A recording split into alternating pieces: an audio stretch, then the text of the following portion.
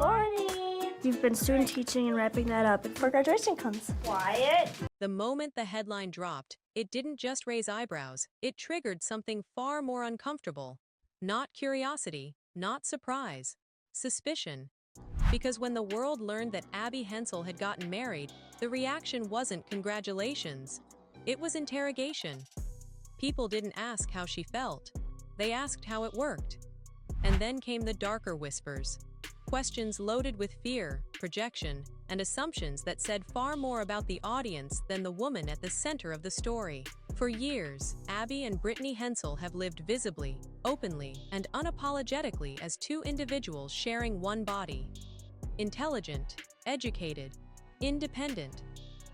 But the internet has a habit of turning rare human realities into moral debates.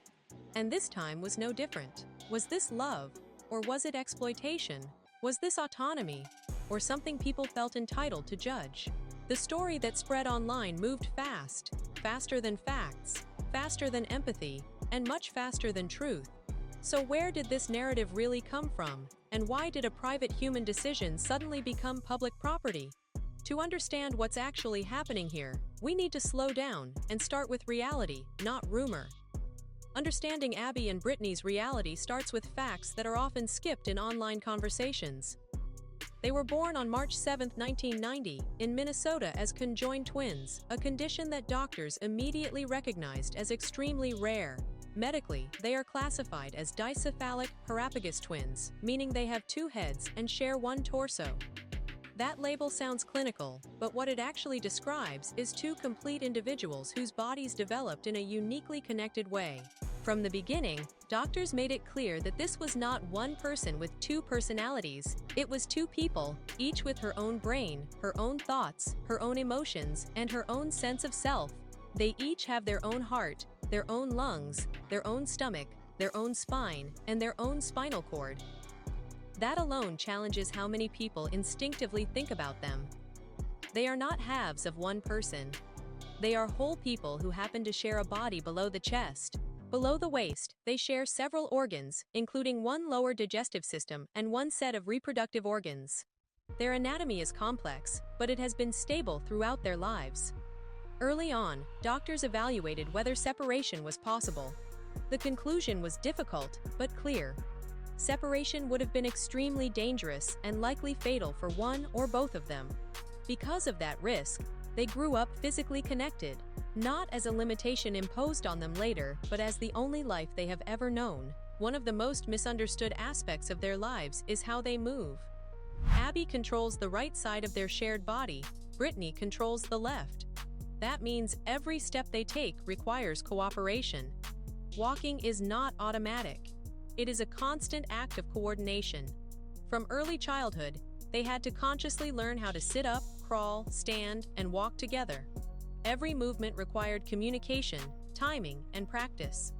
There was no option to act independently in a physical sense, so they learned early how to work as a team. At birth, they had a third arm located between their necks. It was underdeveloped and was surgically removed shortly after they were born. The surgery was successful, but it left behind a single shoulder blade in the center of their back, which remains part of their physical structure today. Removing that limb allowed their bodies to grow in a more balanced way, making coordinated movement easier as they developed. As they grew older, doctors noticed differences that required careful intervention. One key difference was in leg length. Brittany's left leg is slightly shorter than Abby's right leg. To compensate, Brittany often walks on her toes so that their strides stay in sync. Over time, this caused her left calf muscle to become more developed. What looks effortless now was once something that took practice and adjustment. Their bodies adapted not by chance, but through years of conscious effort. Another challenge involved their spines. Although they each have their own spine, they did not grow at the same rate.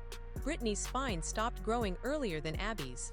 To prevent imbalance that could cause serious long-term health issues, doctors made the decision to stop Abby's spinal growth through a medical procedure. Later, when they were 12 years old, both sisters underwent surgery to correct scoliosis, a sideways curvature of the spine. Without that intervention, their breathing, posture, and overall health could have been compromised. These were not cosmetic decisions, they were medical necessities to protect their future quality of life. Sensation is another area where people often make incorrect assumptions. Each sister feels touch, pain, and temperature only on her own side of the body. Abby feels sensations on the right. Brittany feels them on the left. There is only a small area near the middle where sensation slightly overlaps. That means one sister can feel cold while the other feels warm. One can experience pain while the other feels nothing at all. Their nervous systems operate separately, even though their bodies are physically connected. This separation of sensation can make illness complicated. If one sister feels discomfort, the other may not experience it the same way. Doctors and caregivers have always had to communicate clearly with both of them to understand what is happening physically. Yet despite these challenges, they have learned to function together in ways that many people find difficult to imagine. They eat together, they write together, they swim together, they even drive a car together, each controlling her own side. None of this happened by accident. It came from a lifetime of learning how to coordinate, compromise, and communicate. Their physical reality is rare, but it is also deeply familiar to them. It is not a curiosity to be solved. It is their everyday life. And this is where many public conversations go wrong. People see the physical connection and assume it defines everything else. They assume shared body means shared identity, shared choices, shared consent, shared desires. But that assumption collapses once you understand how distinct their minds and experiences really are. This becomes especially important when the conversation shifts to love, autonomy, and relationships. Love is complicated for everyone. Independence is complicated for everyone. For Abby and Brittany, those topics come with extra layers, not because they are incapable, but because their lives require constant negotiation and communication. Years ago, as teenagers, they spoke openly in interviews about their hopes for the future. They talked about careers, independence, and relationships in the same way many young people do. They expressed interest in dating, marriage, and even having children someday. There was nothing sensational about it. They were not trying to provoke a reaction. They were simply describing their goals. Their mother also spoke publicly about these possibilities, including the idea that motherhood could be possible. That alone was enough to spark intrusive questions from the public. Instead of focusing on their education or ambitions, many people jumped straight to the most private details of their lives. That pattern never really stopped. A major reason for this obsession is confusion between shared space and shared autonomy. Abby and Brittany share one body, but they do not share one mind. They have separate thoughts, separate preferences, and separate personalities. They can agree, they can disagree. Like any siblings, they have different moods and opinions. The difference is that they cannot physically walk away from each other when they disagree. That reality forced them to develop advanced communication skills early in life. Legally, they are recognized as two individuals. They have two birth certificates. They have two driver's licenses. They have separate legal identities. This matters because it reflects how society officially understands them. Two people sharing one physical form. But legal recognition does not automatically answer the emotional questions people fixate on. When the topic of marriage comes up, many outsiders immediately collapse everything into one assumption. If one sister is married, they assume the other must be married too. But marriage is not simply about physical proximity. It is a legal and emotional bond between specific people. Abby's choice to marry does not erase Brittany's individuality. Brittany remains her own person, with her own comfort level, boundaries, and voice. At the same time, Brittany's presence is not a small detail. She is physically there for every moment of Abby's life, including moments that would normally be private. That reality requires constant consent, communication, and respect. Consent in this context goes far beyond intimacy. It includes daily comfort, boundaries, and agreement about shared time and space. Any relationship in this situation would require extraordinary trust and emotional intelligence from everyone involved. The partner would need to respect both sisters as full adults with equal dignity and the right to say yes or no to situations that affect them. This is not a fantasy or a loophole. It is a reality that demands maturity, patience, and empathy. And yet, instead of engaging with that complexity, the internet often flattens it into suspicion. The moment Abby's marriage became public, attention shifted away from who she is and toward what people feared. And that fear says more about society's discomfort with non-traditional bodies and relationships than it does about the people actually living this life. Next, the focus turns to the man at the center of this storm, and how public curiosity slowly transformed into speculation. When Abby's marriage became public, the internet didn't slow down to understand. It rushed to judge. Instead of asking whether the people involved were happy, informed, and consenting adults, many jumped straight to suspicion. Some framed the relationship as unsettling. Others questioned the husband's intentions. What looked like concern on the surface often crossed into something else entirely: fear of difference. A term that frequently appears in discussions like this is devoteeism, which refers to attraction toward people specifically because of a disability.